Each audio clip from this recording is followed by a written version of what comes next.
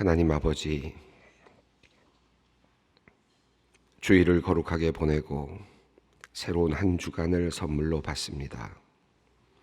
안식일을 기억하여 거룩하게 지키라는 말씀을 기억하며 주일을 주님의 전에서 참다운 안식의 시간으로 보내게 하시고 이제 엿새 동안의 새로운 한 주를 힘차게 시작하게 하시니 감사를 드립니다. 이제 새로운 한 주간 동안 우리의 일터에서 최선을 다하여 일하게 하여 주시기를 원합니다.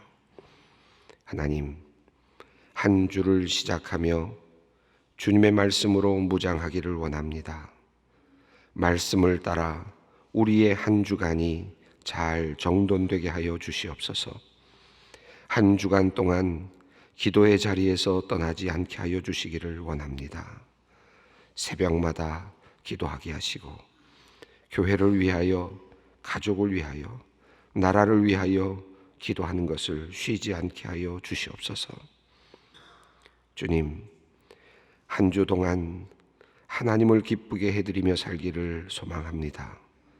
하나님이 보내신 자리, 맡기신 일, 만나게 하시는 사람들을 소중하게 여기고 우리에게 주어진 역할에 최선을 다할 수 있도록 주님 도와주시옵소서. 사소한 일에 분노하지 않게 하시고 분노를 오래 품지 않게 하시고 내 욕심을 위해서 거짓을 꾸미거나 비열한 일에 가담하지 않게 하여 주시옵소서.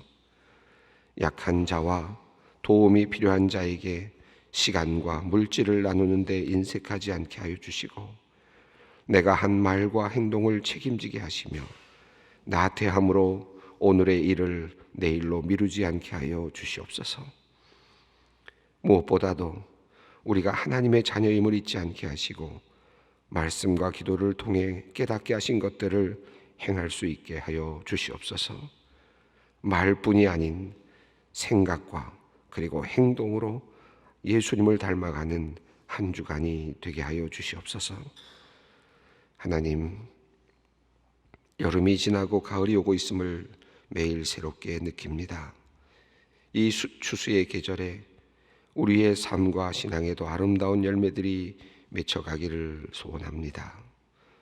가족과 동료, 이웃 관계 안에서 사랑과 화평의 열매가 맺혀지게 하시고 머물고 스치는 모든 자리에서 기쁨과 자비, 온유와 절제의 열매들이 맺혀지게 하여 주시옵소서. 특별히 전도의 열매를 풍성히 맺을 수 있기를 원합니다. 주님, 우리가 가정과 일터, 지역 사회에서 주를 믿는 것을 숨기거나 우리가 필요할 때만 드러내지 않게 하여 주시옵소서. 하나님의 자녀됨이 우리에게 숨길 수 없는 기쁨이 되게 하시고 하나님이 우리를 불러주신 것이 우리의 큰 자랑이 되게 하여 주시기를 원합니다. 이 땅이 주지 못하는 평안과 이 땅이 알 수 없는 하늘의 소망을 우리가 품었습니다. 세상과 그 무엇과도 비교할 수 없는 이 깊은 행복을 우리가 누리고 있습니다. 하나님, 바로 이것, 이 귀한 것 세상으로 흘려보내게 하시고 세상에서 아름다운 열매들을 맺게 하여 주시옵소서. 그리하여 우리를 통해 사람들이 하나님을 알게 되고 믿게 되는 놀라운 은혜를 경험케 하여 주시옵소서. 하나님 아버지, 이 나라에 사는 외국인들을 위하여 기도합니다. 이주 노동자와 유학생들이 있습니다. 인종이나 삶의 환경 때문에 부당한 대우를 받지 않게 하시고 나쁜 마음으로 접근하는 이들로부터 그들을 지켜주시기를 간구합니다. 주변에 좋은 사람들을 붙여주셔서 참된 우정을 나누며 한국살이에 도움을 받을 수 있게 하여 주시옵소서. 한국에서 가정을 꾸린 이주 여성들이 있습니다. 그들에게 지혜를 주셔서 언어를 빨리 습득할 수 있게 하시고 편견과 차별의 말에 상처받지 않도록 그들의 마음을 강하게 붙들어 주시옵소서. 설 곳을 잃은 난민들이 있습니다. 그들을 불쌍히 여겨주시고 그리스도인들이 이방인과 나그네를 환대하라는 주님의 명령을 기억하며 그들을 위해 기도하고 그들을 포용할 수 있게 하여 주시옵소서. 우리 민족도 한때는 난민이었음을 늘 기억하게 하여 주시고 그와 같은 마음으로 그들을 섬길 수 있는 그러한 은혜를 저희들에게 허락하여 주시옵소서. 하나님, 이 사회의 다문화 가정과 난민들에 대한 편견이 많습니다. 편견이 사라지게 하여 주시고 사랑은 깊어지게 하여 주시옵소서. 언제나 조금 다른 시각에서, 하나님의 시각에서, 위에서 바라보는 입장에서 사람들을 대하며 이 땅의 거류민들을 대하게 하여 주시옵소서. 직장의 문제로 변화를 맞는 이들을 위하여 기도합니다. 실직이나 사업의 어려움으로 힘들어하는 이들이 있습니다. 좌절과 낙심을 이겨내고 다시 일어날 수 있도록 주님 도와주시옵소서. 어려울 때 기도하게 하여 주시고 기도하는 법을 알려주시고 기도를 통하여 하나님의 능력을 경험케 하시고 어려움을 이겨나가는 지혜를 얻게 하여 주시옵소서. 또한 직장 때문에 장기간 출장이나 이민을 가야 하는 이들이 있습니다. 그들이 간절히 주님께 기도할 때 주님 힘과 지혜와 능력을 주시옵소서. 그들의 모든 발걸음이 주님과 함께 걷는 길이 되게 하여 주시옵소서. 가족들을 두고 출장을 가는 이들에게 마음의 평안을 주시고 지키시고 보호하시는 하나님에 대한 확신과 신뢰를 불어넣어 주시옵소서. 하나님, 이 새로운 한 주간에도 병원에 있어야 하는 성도님들이 있습니다. 수술을 받는 성도님들 주님께서 지켜주시고 그들의 수술을 통하여 온전하고 확실한 건강을 얻을 수 있도록 주님 역사하여 주시옵소서. 장기간 병원에서 누워서 긴 시간을 보내야 하는 우리 성도님들 하나님께서 늘 그곳에 함께하여 주시고 늘 친구가 되어 주시며 위로자가 되어 주시옵소서. 암과 같은 힘겨운 병에 걸려 어찌할 바를 모르며 두려워하는 이들이 있습니다. 하나님께서 좋은 약을 선물로 주시고 좋은 의료진도 만나게 하여 주시기를 간절히 간구합니다. 면역력이 생겨나게 하시고 몸과 마음에 늘 하나님께서 주시는 기쁨이 넘쳐나 모든 암과 같은 세포들이 사라지는 놀라운 역사가 하나님의 창조의 역사가 일어나게 하여 주시옵소서.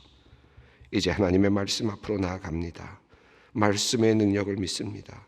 말씀이 우리 안에 들어올 때 우리의 굳은 마음이 부드러워지고 하나님이 지으신 모습이 회복되는 은혜가 있게 하여 주시옵소서.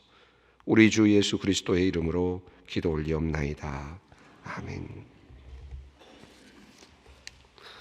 오늘 하나님의 말씀은 출애굽기 23장 10절로 13절 말씀입니다.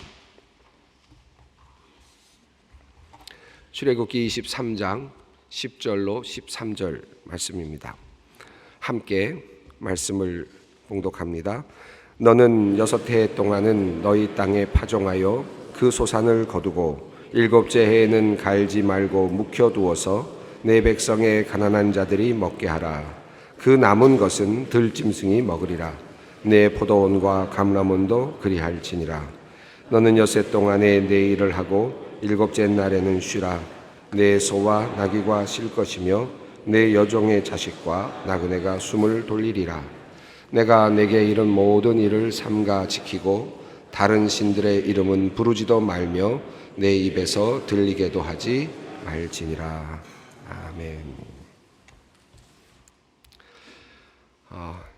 오늘 말씀은 7째 해 쉬는 것과 안식년, 그 다음에 주일, 안식일 이것을 지켜나가는 방식 그리고 그 뜻을 알려주시는 말씀입니다. 하나님께서 인간을 창조하시고 그리고 온 세상을 창조하셨습니다. 하나님의 그 창조를 통해서 우리가 모든 것들을 이제 선물로 받았죠. 이 모든 것들, 우리가 가지고 있는 모든 것들은 그런데 사실은 하나님으로부터 온 것입니다. 우리 믿는 사람들은 그것을 인정하고 또 받아들이고 있습니다. 재미있는 것은 하나님께서 인간을 창조하시고 인간에게 선물로 주신 다음에 지금 이어지는 이 율법의 과정을 쭉 살펴보면 하나님께서 인간에게 모든 것을 다 주신 것이 아니라 일정 부분 다 하나님의 것을 이렇게 표시해 두시는, 하나님의 것을 남겨두시는 것을 볼 수 있습니다. 첫 번째로 하나님께서 사람을 나누시잖아요. 인간을 나누실 때 남자와 여자로 나누실 뿐만 아니라 지파로 나누실 때 어떻게 나누셨습니까? 하나님만을 위해서 예배하는 특별한 사람들, 제사장과 그리고 레위인들을 세우십니다. 구별을 하십니다. 모든 사람들이지만, 똑같은 사람들이지만 하나님께서는 하나님의 일을 하는 특별한 사람들을 따로 구별을 하십니다. 똑같은 사람인데 그럼에도 불구하고 구별을 하시는 이유는 따로 있겠죠. 그것은 바로 인간, 우리 사람은 원래는 하나님의 것이다. 그런데 그 중에 한 부분을 놔둬서 그것을 분명하게 하려고 하시는 그런 의미가 있다고 보여집니다. 사람과 관련해서 또 하나님께서 구별하시는 것이 있었습니다. 그것은 첫째 아들이었죠. 첫째 태생. 그것은 하나님의 것이다. 우리의 가족을 통해서 태어나는 첫 번째 자녀는, 아들은 하나님의 것이다. 하나님께로 돌려라. 그렇게 하나님께서 명령하셨습니다. 또 짐승들, 모든 짐승들을 하나님으로부터 받을 때 하나님께서는 그 첫 번째 태생들은 다 하나님의 것이다. 그러니까 짐승들도 그리고 사람들도 하나님의 것이다. 그것을 어떻게 표시하느냐 하면 그 중에 일부를 하나님의 것으로 두시면서 이게 원래는 다 하나님의 것인데 하는 사실을 기억하게 하시려는 그런 뜻이 있습니다. 재물도 그렇죠. 우리가 하나님으로부터 재물을 받습니다. 그때 하나님께서 어떻게 하십니까? 10의 1을 어떻게 하라 그럽니까? 구별하라는 것이죠. 재물이 다 원래 하나님으로부터 받았으니까 우리가 우리 것인 것으로 생각하지만, 그러나 하나님의 것의 분량을 분명하게 놔두라 하는 것입니다. 오늘 말씀은 또 시간입니다. 시간도 역시 마찬가지인데 6년이 지나고 7년째가 되는 한 해는 하나님의 시간으로 돌려라. 그리고 매일 하루하루가 지나가던 시간 중에서 6일이 지나고 또 하루, 그 다음 하루를 맞게 되면 그것을 또 하나님의 시간으로 돌리라 하는 것입니다. 자, 이런 과정 속에서 하나님께서 하시고자 하시는 말씀은 무엇입니까? 어떤 것, 우리가 가지고 있는 모든 것, 우리가 움직이는 모든 것을 통해서 그 안에, 그 속에서 무엇을 하라는 말씀이십니까? 하나님을 기억하라는 것입니다. 사람을 만날 때에도 하나님을 기억하는 것이고, 가정에서 함께 생활할 때도 하나님을 기억하고 인정하는 것이고, 재물과의 관계를 다룰 때에도 하나님을 인정하고 하나님을 기억하는 것이고, 시간을 사용할 때도 하나님을 인정하고 하나님을 기억하는 것이다 는 것입니다. 그래서 하나님께서 이렇게 율법을 주시고 하나님께서 법을 세워 가시는 이 과정에서 모든 하나님의 그 말씀의 틀을 보면 하나님을 어떻게 하면 잘 기억하게 할 것인가, 하나님을 잊지 않게 할 것인가, 그리고 더 나아가서 하나님을 인정하며 살아갈 수 있게 할 것인가 하는 그 틀을 만들어 가고 계신다라고 볼 수 있겠습니다.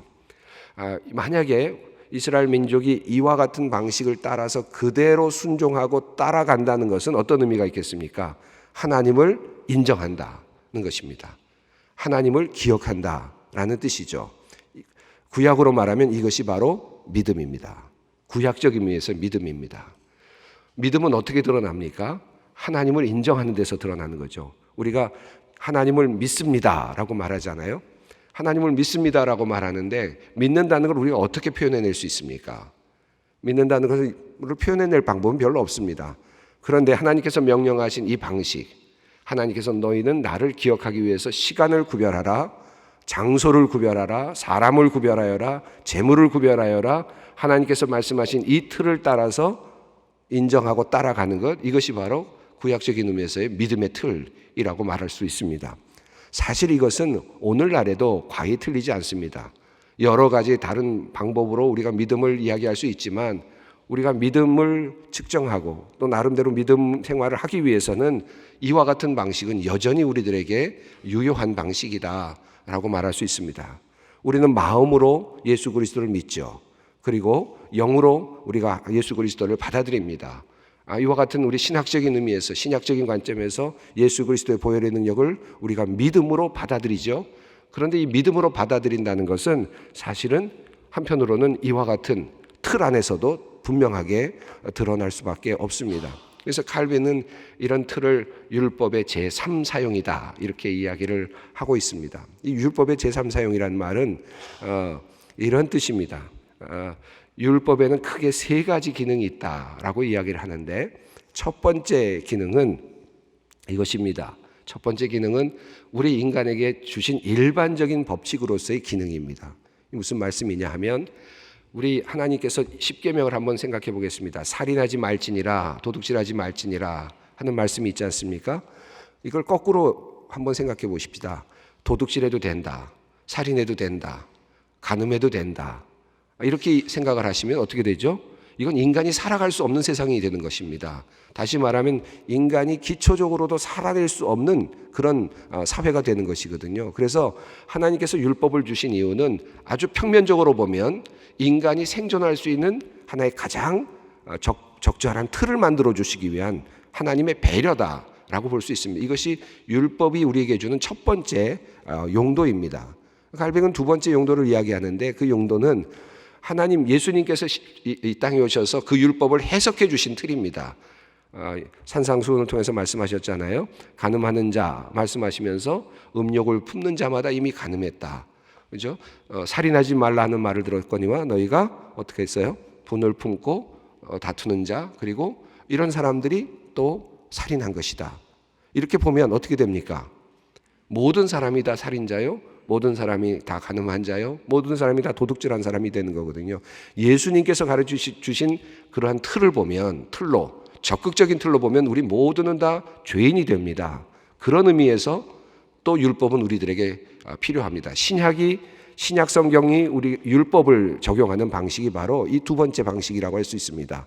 율법을 보면서 나는 도저히 이 틀에 들어갈 수 없구나, 나는 도저히 이걸 이루어낼 수 없구나, 예수님이 말씀하시는 방식대로라면 나는 도저히 하나님 앞에 내 스스로 설 수가 없다, 예수님 외에는 우리가 도움을 받을 분이 없구나, 여기까지 도달하도록 만드는 것이 바로 율법입니다. 이것이 두 번째 기능이죠. 칼빈은 율법의 세 번째 기능을 이야기합니다. 이게 바로 지금 말씀하시는 것처럼 율법에서 주시는 모든 것들이 우리가 구원은 믿음으로 받는데, 믿은 다음에 어떻게 하면 하나님을 바르게 섬길 수 있을까? 어떻게 하면 하나님을 제대로 섬길 수 있을까? 라고 우리가 되물었을 때 우리는 다시 구약으로 돌아가서 하나님께서 우리에게 주신 말씀들로부터 지혜를 얻게 된다. 그 율법을 또 다른 하나의 하나님의 지혜로 받아들이게 되는 것입니다. 그래서 이거는 이제 이 율법은 구원을 얻기 위해서 율법을 지키는 것이 아니라 구원받은 사람들이 자발적으로 기쁨으로 하나님의 뜻을 이루어 드리기 위해서 율법을 지켜나간다라는 것입니다. 이것이 율법의 세 번째 사용입니다.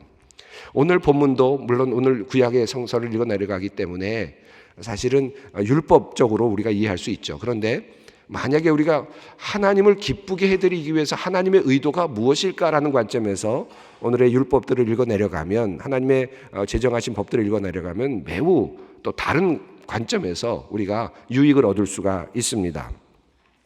자, 오늘은 좀 이 말씀을 드렸는데 우선 10절과 11절을 읽어보면서 한번 생각을 해보겠습니다. 10절입니다. 너는 6해 동안은 너의 땅에 파종하여 그 소산을 거두고 7째 해에는 갈지 말고 묵혀두어서 내 백성의 가난한 자들이 먹게 하라. 그 남은 것은 들짐승이 먹으리라. 내 포도원과 감람원도 그리할지니라. 하나님께서 시간을 구별하도록 하셨습니다.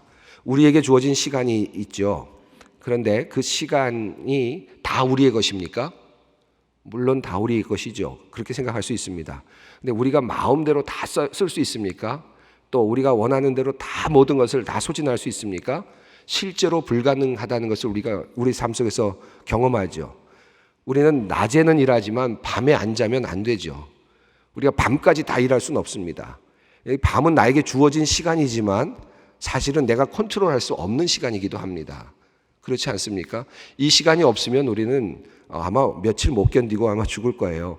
그러니까 24시간이 나에게 다 주어졌는데, 그런데 사실은 내가 내 마음대로 쓸 수 있는 시간은 낮입니다. 낮이라고 하는 시간입니다. 밤이라는 시간은 통제가 불가능한 시간입니다. 이거는 내가 쉬어야만 되고 그래야만 나는 낮이라고 하는 시간을 하나님으로부터 또다시 덤으로 얻을 수 있어요. 그러니까 24시간이 다 내 것이 이미 아니라는 것은 밤과 낮의 흐름을 통해서 우리가 깨닫고 있습니다. 그러니까 모든 24시간이 다 내 것이 아닙니다. 그렇죠? 자, 그런데 하나님께서 말씀하시기를 이와 같은 관점에서 내 것이 아니다. 이 모든 24시간이 내 것이 아니고, 그리고 그 안에 무엇을 두라는 것이냐면 하나님의 시간을 두라는 겁니다. 하나님의 시간, 하나님을 기억하는 시간을 넣으라는 겁니다. 그럴 때 그 시간이 온전한 시간이 되는 것이죠. 그래서 이제 하나님을 기억하는 시간, 하나님과 관계를 맺는 시간을 말씀하시는데 10절과 11절에 매우 중요한 것이 안식년입니다. 안식일보다 먼저 등장하고 있습니다.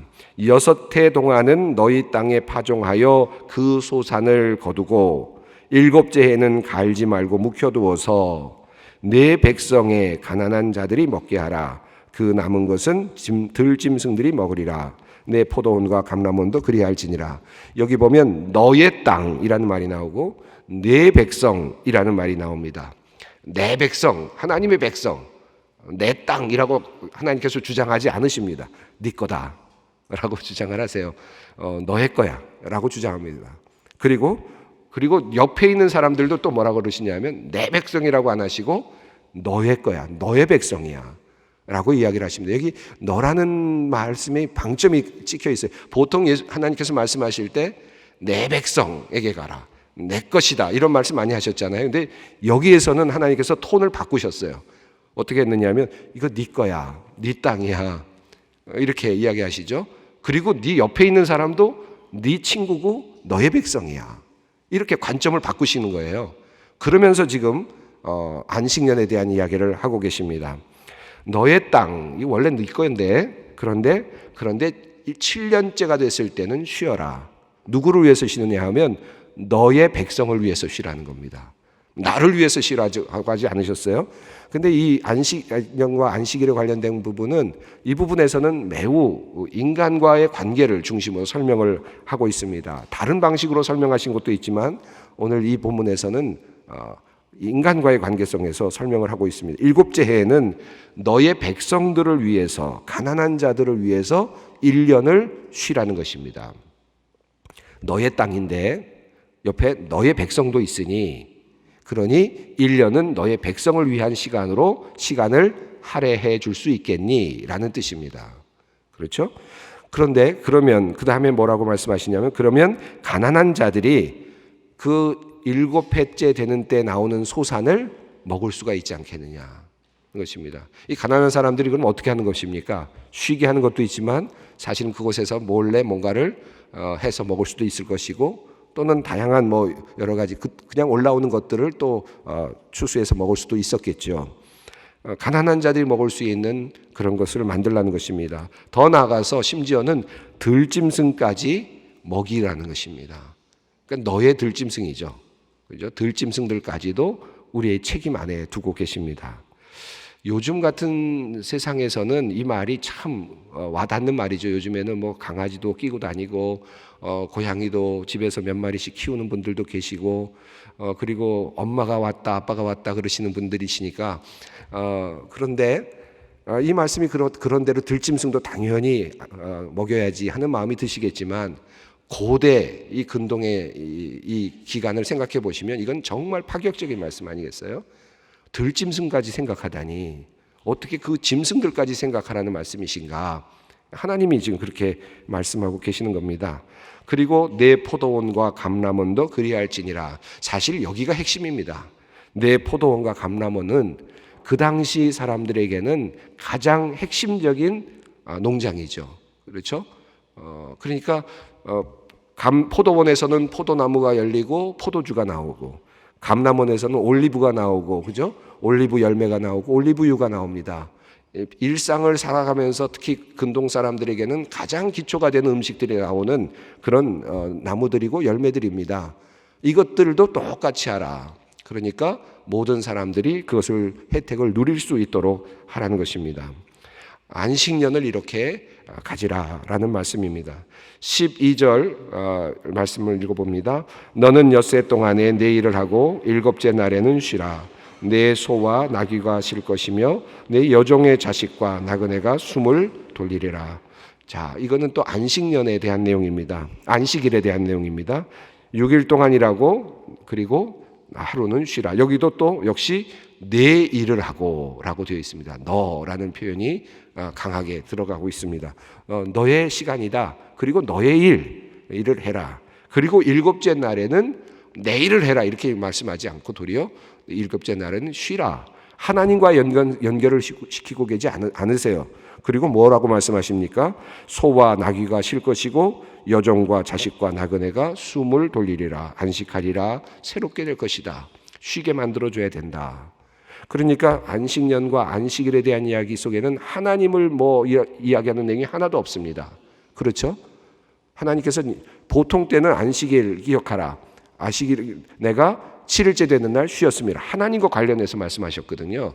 그런데 여기 이 부분에서는 하나님과 관련하지 않고 내 땅, 내 백성, 너의 일 이렇게 말씀하시면서 옆에 있는 이웃들 소, 짐승, 들짐승 쉬게 해라. 이렇게 그 연관관계를 만들고 계십니다.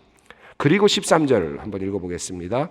내가 내게 이른 모든 일을 삼가 지키고 다른 신들의 이름은 부르지도 말며 내 입에서 들리게도 하지 말지니라. 이 말씀을 자칫 잘못 보면 뜬금없는 말씀으로 보일 수도 있습니다. 그런데 10절부터 13절은 한 묶음입니다. 13절을 하나의 묶음으로 해석한다면 어떻게 이해할 수 있겠습니까? 다른 신들의 이름은 부르지 말고 내 입에서 들리지도 말게 하라. 나만을 온전히 섬겨라. 나에게만 제사를 드려라라는 말씀이 뒤에 붙어 있고 이 일을 모두 지켜야 된다. 그러면 어떻게 되는 겁니까? 그것이 나를 섬기는 것이고 다른 신을 부르는 것이 아니고 나만을 예배하는 것이 된다라는 말씀입니다. 그래서 마지막 부분에 인간과의 관계를 잘 설명하고 유익에 대한 이야기, 안식년의 유익 그리고 안식일의 유익을 잘 설명하신 다음에 너희들 잘 살아내면 이것이 무엇이 되는 것입니까? 하나님께 드리는 진정한 제사가 되는 것이다. 하나님께서 받으시는 귀한 예배가 되는 것이다. 라고 그렇게 마무리를 지금 이 말씀이 하고 있습니다. 이 말씀을 우리가 기억하면서 우리 12절 말씀을 한번 읽고 기도의 자리로 나아가겠습니다. 너는 엿새 동안에 내 일을 하고 일곱째 날에는 쉬라. 내 소와 나귀가 쉴 것이며 내 여종의 자식과 나그네가 숨을 돌리리라. 함께 기도하겠습니다. 하늘에 계신 우리 아버지의 이름을 거룩하게 하시며 아버지의 나라가 오게 하시며 아버지의 뜻이 하늘에서와 같이 땅에서도 이루어지게 하소서. 오늘 우리에게 일용할 양식을 주시고 우리가 우리에게 잘못한 사람을 용서하여 준 것 같이 우리의 죄를 용서하여 주시고 우리를 시험에 빠지지 않게 하시고 악에서 구하소서. 나라와 권능과 영광이 영원히 아버지의 것입니다. 아멘.